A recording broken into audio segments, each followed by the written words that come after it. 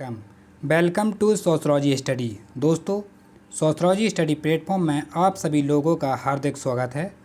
और ये आज का हमारा लेक्चर है यूपी पीजीटी, विषय है समाजशास्त्र।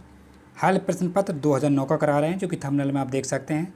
और ये प्रैक्टिस सेट 5 है, यानी कि 5वां लेक्चर है इस 2009 हल प्रश्न पत्र का।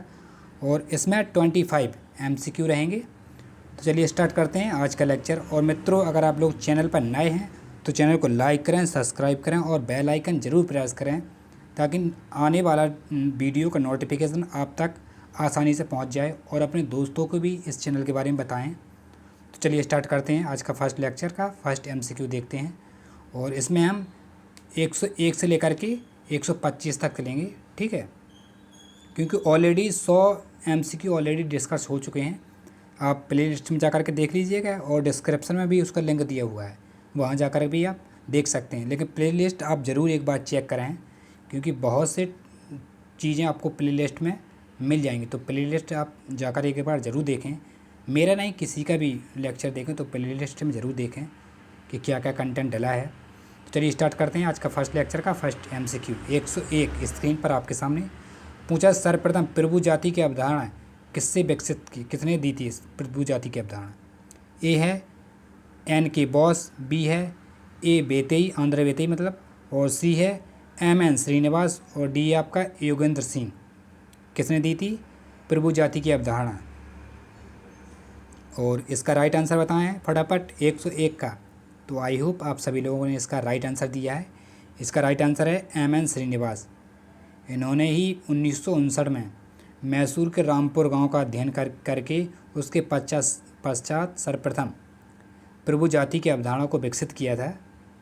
और नेक्स्ट क्वेश्चन 102 स्क्रीन पर आपके सामने एक कूटलेखन मिलान है, इसको हमें मिलान करना है। ये देखिए, पहले हम इसको पढ़ लेते हैं। सहयोगिक प्रक्रियाएं, ए में है सहयोग, और बी है संघर्ष, सी आपका प्रतिस्पर्धा, डी आपका अनुकूलन, और एफ है सात्मीकरण। ए में दिया है A, B और C सही है, और बी में दिया है 1 और 3 सही है, और सी में दिया है 1, 4, 5 सही है, और डी में दिया है 3, 4, 5 सही है। कौन सा आंसर राइट आंसर है, इसको आपको बताना है। कौन सी सहयोगी प्रक्रियाएं हैं ये आप सभी लोग जानते हैं, तो इसका राइट आंसर आप बताएंगे।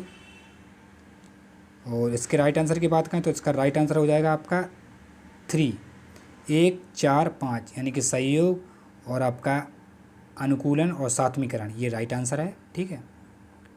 और नेक्स्ट क्वेश्चन पर चलते हैं। प्रश्न नंबर 103 स्क्रीन पर आपके सामने पूछ रहा है, भारत में जनजाति व्यवस्था का अध्ययन किया था, किसने किया था? A मैकमेरियट ने, B WH बाइजर ने, C SC दुबे साहब ने, और D DN मजूमदार ने। किसने किया था भारत में जनजाति व्यवस्था का अध्ययन? 103 का राइट आंसर बताया फटाफट कमेंट बॉक्स में। और इसका राइट आंसर होगा आपका बी जाएगा, WH बाइजर ने किया था, ठीक है। और ये देखिए, जजमानी प्रणाली का सर्वप्रथम प्रयोग विलियम बाइजर ने अपनी पुस्तक में द जजमानी सिस्टम, ये बहुत इंपॉर्टेंट पुस्तक है, ये नोट कर लेना आप अपनी नोटबुक में।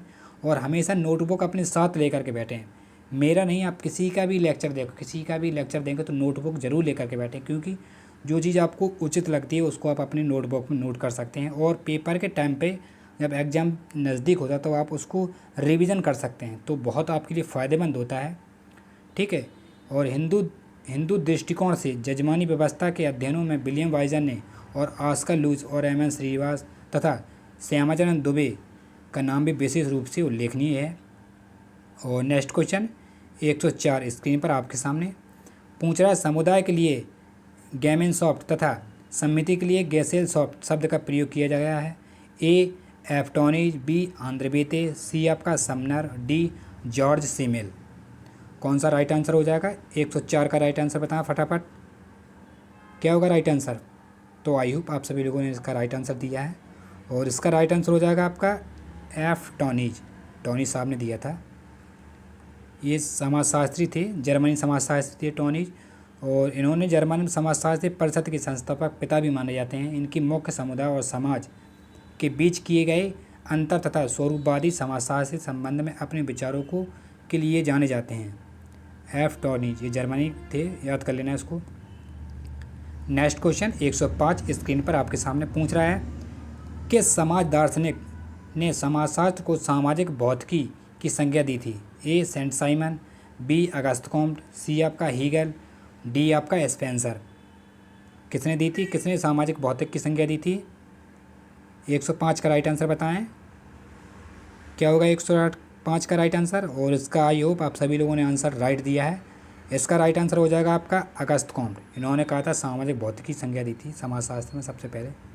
ये प्रत्यक्षवादी थे समाजशास्त्र के जनक अगस्त कॉम्ट, और फादर ऑफ सोशोलॉजी। इन्होंने समाजशास्त्र कब प्रतिपादित किया था? आपको डेट आपको कमेंट बॉक्स में बताता है समाजशास्त्र का किस डेट में विकास हुआ था। ठीक है।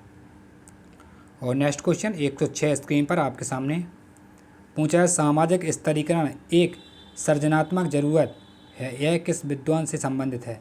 ए गोहार्ड लेस्की से, बी आर के मार्टन से, सी किंग्सली डेविस से, डी आपका लुइस कोजर। किससे संबंधित है? 106 का राइट आंसर बताएं। क्या होगा 106 का राइट आंसर? और इसका राइट आंसर हो जाएगा आपका किंग्सली डेविस, सी राइट आंसर है। इन्होंने ही किंग्सली डेविस तथा रॉबर्ट मूर के अनुसार कोई भी समाज वर्गविहीन नहीं है, सभी समाज में स्तरीकरण पाया जाता है, और सभी समाजों में स्तरीकरण इसलिए पाया जाता है क्योंकि जो प्रत्येक समाज का अनुभव करता है कि सामाजिक संरचना में व्यक्तियों का कोई न कोई स्थान निश्चित होना चाहिए, यानी कि किसी व्यक्ति का स्थान निश्चित होता ही है। आपका पद देखिए, आपके पिता और आपके माता का, सबका एक निश्चित स्थान होता है। अगर देखें हम, भूमिका भी अलग अलग होती है, पिता की भूमिका अलग होती है, बच्चों की भूमिका अलग होती है, माता की भूमिका अलग रहती है, और दादा दादी की भूमिका अलग रहती है परिवार में। तो वही आपके किंग्सली डेविस और विल्फ्रेड मूर ने बताया है। और नेक्स्ट क्वेश्चन पर चलते हैं। 107 स्क्रीन पर आपके सामने पूछ रहा है, जजमानी व्यवस्था की क्या विशेषताएं हैं? कौन सी विशेषताएं हैं जजमानी व्यवस्था की? ए में दिया है, एक व्यक्ति दूसरे व्यक्ति की सेवा करता है, बी है संबंधों का विकास होना, सी आपका सेवा के बदले वस्तु या सेवा प्रदान करना, और डी आपका इनमें से सभी। कौन सा राइट आंसर है 107 का? फटाफट बताएं कमेंट बॉक्स में। और आई होप आप सभी लोगों ने इसका राइट आंसर दिया है। इसका राइट आंसर हो जाएगा इनमें से सभी। ये सभी हैं, ए बी सी तीनों राइट आंसर है आपके। ठीक है। और इसको डॉक्टर वाइजर ने लिखा था कि उत्तर भारत के सभी गांवों की विभिन्न जातियां सेवा और संबंध के आधार पर एक दूसरे से संबंधित हैं। और नेक्स्ट क्वेश्चन 108 स्क्रीन पर आपके सामने ये देखिए, सूची 1 और सूची 2 दिया है, मिलान करना है हमें 108 का, और इधर कूट दिया है। ये देखिए कूट लेखन भी है। सबसे पहले हम मिलान ही करते हैं, मिलान करके देखते हैं क्या क्या दिया है। इधर ए में दिया है आत्मदर्पण का सिद्धांत, ये सभी लोग जानते हैं, ये आपका कूले साहब का है आत्मदर्पण का सिद्धांत। ठीक है। मैं और मेजे का सिद्धांत, ये आपका मेड को है, सभी लोग जानते हैं। इद अहम और परंपरा, ये आपको बताना है ये किसकी, ये आपकी है फ्रायड, सी का 4 जाएगा। और अभौतिक संस्कृति, ये सभी लोग जाते हैं। आगबर्न, ये दिया है अभौतिक संस्कृति आगबर्न, मतलब इसमें मार्टन आपका नहीं होगा, मार्टन मेंशन नहीं है, नहीं मार्टन आप लगा दीजिए। ठीक है। तो इसका राइट आंसर हो जाएगा, राइट आंसर आपका बी करेक्ट है। ये देखिए सूची 1 और सूची 2 मिलान दिया हुआ है, नोट कर सकते हैं। नेक्स्ट प्रश्न पर चलते हैं, प्रश्न नंबर 109। ये भी सूची है, इसको भी मिलान कर लेते हैं। ये सूची है और संकल्पना, इधर उदाहरण दिया है और इधर कूट लेखन, आप देख लीजिए। चलिए मिलान करते हैं। सबसे पहले प्राथमिक समूह है, ये आपका प्राथमिक समूह क्या है, ये आपका जाएगा बी प्राथमिक समूह। दूसरा जाएगा अविभाजित हिंदू परिवार, और द्वितीयक समूह है आपका ये LTL श्रमिक जाएगा 3, बी का 3 हो जाएगा। और संदर्भ समूह संघ, ये आपका अप्रवासी 4 जाएगा, अप्रवासी विद्यार्थी की मैं अमेरिका विद्यार्थी हूँ। और अंतर समूह, ये आपका अंतर समूह तुलना, अंतर समूह की तुलना में क्या कहेंगे आप, कहाँ जाएगा आंसर? इसका जाएगा डी का पहला, हम भारतीय। तो इस हिसाब के इसका राइट आंसर हो जाएगा 3 करेक्ट आंसर है आपका। ये देखिए ये मिलान दिया है, आप चाहें तो नोट कर सकते हैं। ठीक है। और नेक्स्ट प्रश्न पर चलते हैं। 110 स्क्रीन पर आपके सामने पूछा है, गांधी जी ने किस विद्वान के द्वारा धनी लोगों को अपनी संपत्ति का उपयोग सर्वाधिक हित में करने की प्रेरणा दी थी? उस सिद्धांत का नाम क्या है? ए में है अस्ते का सिद्धांत, बी है संरक्षिता का सिद्धांत, सी आपका स्वदेशी का सिद्धांत और डी है सर्वोदय का सिद्धांत। कौन सा सिद्धांत है महात्मा गांधी का? कौन सा सिद्धांत का नाम दिया था? प्रश्न नंबर 110 का राइट आंसर बताएं। और आई होप आप सभी लोगों ने इसका राइट आंसर दिया है। इसका राइट आंसर हो जाए आपका बी, संरक्षिता का सिद्धांत। ठीक है। और नेक्स्ट क्वेश्चन 111 स्क्रीन पर आपके सामने, इसमें गलत कथन को पहचानना है हमें।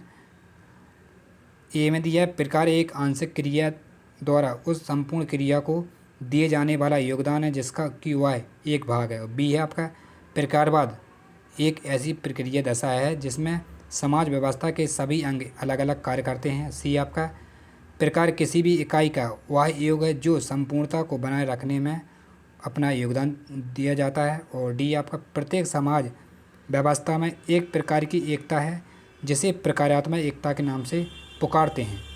तो कौन सा कथन गलत है इसको आपको पहचान करना है।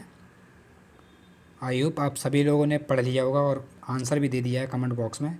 इसका राइट आंसर है बी, ये गलत है। प्रकारवाद होता है और एक ऐसी दशा है जिसमें समाज व्यवस्था के सभी अंग अलग अलग कार्य करते हैं। ये सरासर गलत है। ये देखिए, प्रकारवाद समाजशास्त्री की प्रमुख अवधारणा है कि प्रकारवादी सोच को विकसित करने वाले समाजशास्त्रियों में जिन दो विचारकों का नाम महत्वपूर्ण है और दुर्खीम और टालकट पार्सन। ठीक है।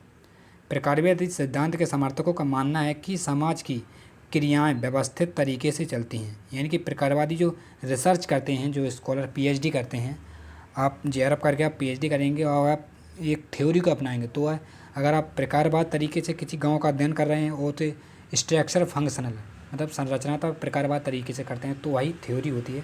आपका देखने का नज़रिया, स्ट्रक्चर मतलब संरचना क्या है, उसका प्रकार क्या है संरचना का। ठीक है। और नेक्स्ट क्वेश्चन 112 स्क्रीन पर आपके सामने, निम्न कारकों में कौन से राष्ट्रीय एकीकरण में बाधक है, ये आपको पहचानना है। जातिवाद, बी संप्रदायवाद, सी क्षेत्रवाद और डी आपका मगपान।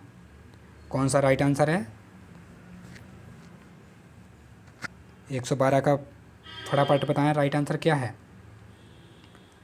कौन में राष्ट्रीय एकीकरण में बाधा हैं, जो भारतीय में कौन सी राष्ट्रीय एकीकरण में बाधा हैं उत्पन्न करते हैं, वह है 112 का राइट आंसर हो जाएगा आपका 3, 1, 2, 3। ये जातिवाद, संप्रदायवाद, छेदवाद। मगपान ये सरासर गलत है, ये नहीं आएगा आपका।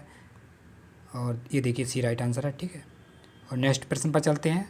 प्रश्न नंबर 113 स्क्रीन पर आपके सामने पूछ रहा है, निम्न में किसका मिलान सही नहीं है, इसको पहचान करनी है। और देखते हैं, दुर्किम साहब की यांत्रिक एवं सावयविक एकता, ये आपकी सही है। कूले की स्टाउल ग्रुप, ये आपकी सही है। लेवी स्ट्रॉक सामाजिक भौतिकी, ये गलत है।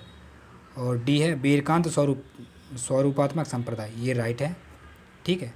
तो आपका इसका राइट आंसर पता ही चल गया होगा, सी राइट आंसर है, ये नहीं है। ठीक है। और सामाजिक स्थिति की आपकी अगस्त कॉम्ट नहीं दी थी, यहाँ अगस्त कॉम्ट आएंगे आपके, लेवी स्ट्रॉक नहीं आएंगे। प्रश्न नंबर 114 स्क्रीन पर आपके सामने पूछ रहा है, सेवा विवाह का प्रचलन निम्न में से किस जनजाति में पाया जाता है। मैरिज ऑफ सर्विस, ए कूले कुकी और बी थारू, बी बिरहोर और डी आपका भूटिया। कौन सी जनजाति में पाया जाता है? मैरिज बाय सर्विस, सेवा विवाह। 114 का राइट आंसर बताएं। और आई होप आंसर आप सभी लोगों ने दे दिया है। इसका राइट आंसर हो जाएगा आपका 4, भोटिया। सेवा विवाह दूल्हा दुल्हन के घर पर सेवा करके वधू मूल्य चुकाने के बाद मनचाही लड़की से विवाह करता है, उसको कहते हैं हम सेवा विवाह। ठीक है। और नेक्स्ट क्वेश्चन 115 स्क्रीन पर आपके सामने, आप ना चले जाना कहीं, ये प्रथा चल रही है नहीं, आप चले जाएं कहीं पर सेवा विवाह के चक्कर में आप चले जाएं किसी वधू मूल्य को चुकाने के बाद उसको मनचाही लड़की आपको मिल जाए, ऐसा नहीं है। कहीं कहीं प्रथा चलती हैं, ये कहीं कहीं जनजातियाँ हैं, अभी भी हैं। आगे बढ़ते हैं। निम्नलिखित में से अवधारणा तथा उनकी विशेषताओं को इंगित करने वाला कौन सा जोड़ा गलत है, इसको गलत कथन पहचान करनी है हमें। ए में दिया है, ये देखिए, ए है सहकष्टी गर्भकाल तथा प्रसव के समय प्राप्ति द्वारा भी पत्नी के सभी कष्टों का प्रदान करना होता है। और बी है मातुले उत्तराधिकार में पति की संपत्ति प्राप्त करता है। और सी आपका माध्यमिक संबोध संबंधियों में पुकारने के वास्तविक नाम का प्रयोग करना। डी है परिहार पति के बड़े भाई से दूरी रखना है। कौन सा आंसर जोड़ा गलत है? और आई होप आप सभी लोगों को पता है इसका आंसर। इसका आंसर राइट हो जाएगा आपका बी। ये देखिए बी, मातुले उत्तराधिकार में पति पत्नी संपत्ति प्राप्त करता है। ये राइट आंसर है, ये गलत है बिल्कुल। नेक्स्ट क्वेश्चन 116 स्क्रीन पर आगुनिक समाज शामिल है। ए अभिसमयों द्वारा, बी विधि शासन द्वारा, सी दैवी शक्ति द्वारा, डी आपका भौतिक बल द्वारा है। आगुनिक समाज शामिल है, शासित है, किस में शासित है? 116 का राइट आंसर, और इसका राइट आंसर हो जाएगा आपका विधि शासक द्वारा। ठीक है। मैकाइवर के अनुसार समाज कालक्रम में सही जीवित रहता है। यह निरंतर होने वाली प्रक्रिया है और यह बनी बनाई चीज़ का उत्पादन नहीं है। समाज की प्रक्रिया और सामाजिक संबंध निरंतर प्रहार या गति में स्थिर होती है। ठीक है।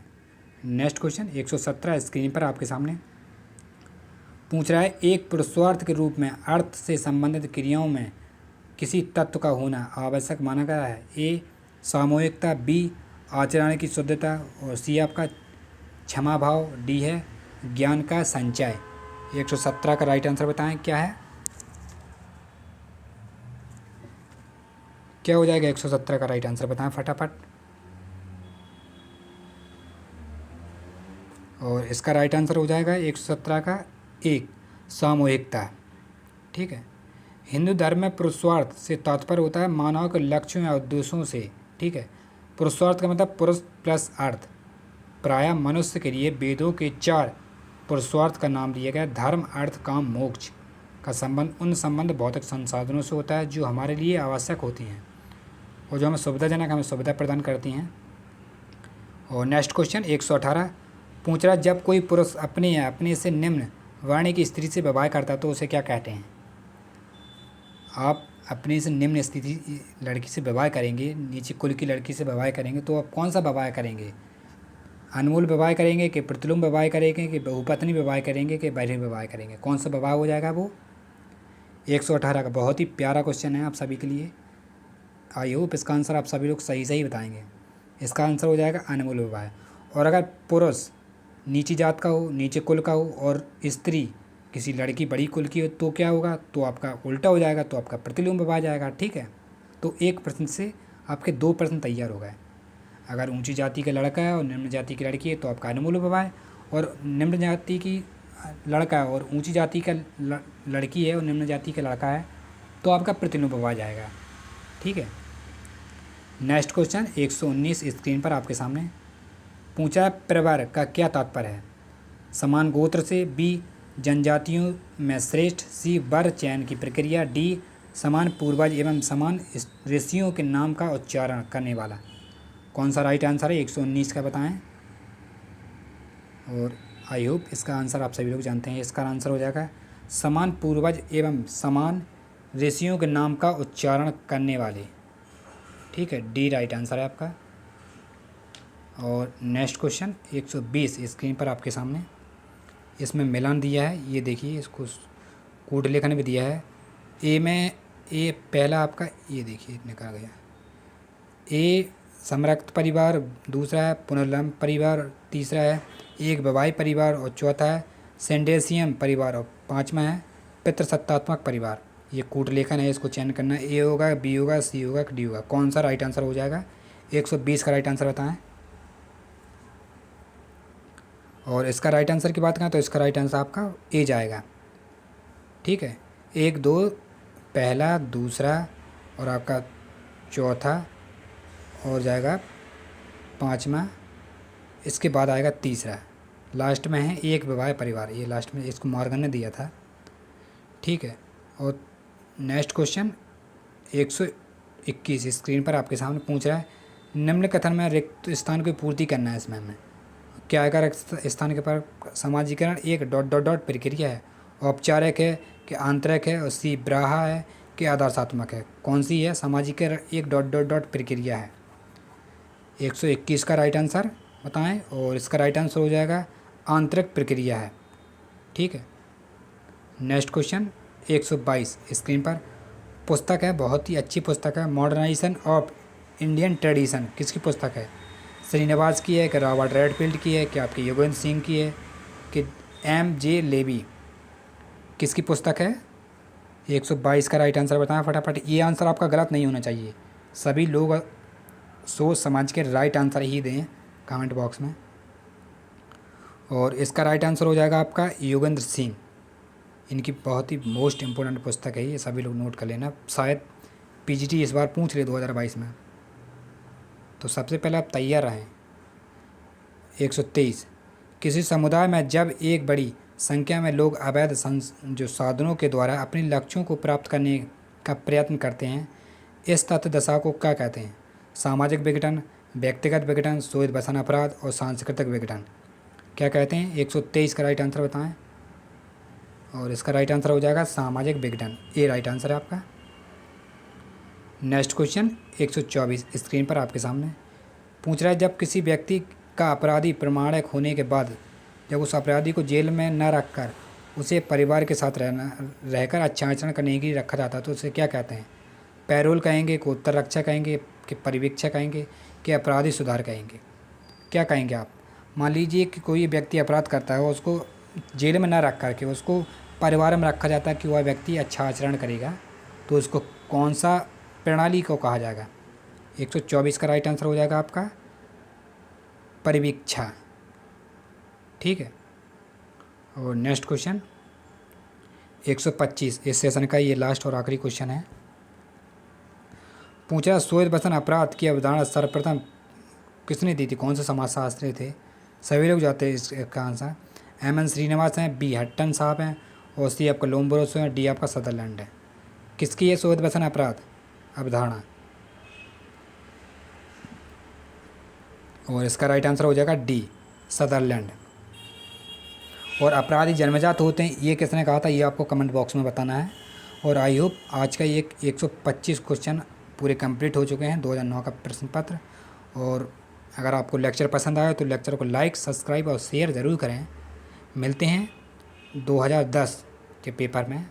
अगला प्रैक्टिस सेट आपका 2010 का लेकर के आ रहे हैं हम फटाफट। जब तक लिए टाटा बाय बाय।